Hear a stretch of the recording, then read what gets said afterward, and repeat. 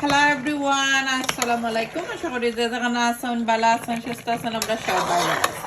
এই তো আজকে মূলা পাতা আর ফিশ নাগা দিয়া একটা কারি বানাইলাম। তো লন্ডনে লাগি একটা স্পেশাল কারি। বাংলাদেশে আমি জানি সবাই মূলা পাতা এটা খাইতে খাইতে মানুষ আসলে বোরিং। আর লন্ডনে আসলে সব সময় খাওয়া যায়, কিন্তু আইনা সবসময় রান্ধা যায় না। আর বাকিদের অত বেশি পছন্দ থাকে না, লাগে আইনা সবসময় রান্ধি না আমি। তো সামটাইম রান্ধি, তো আপনাদের সাথে শেয়ার করি। আমার দর্শক ভাই বোনাইতে আমার কুকিং ভিডিও অনেক বেশি পছন্দ করেন।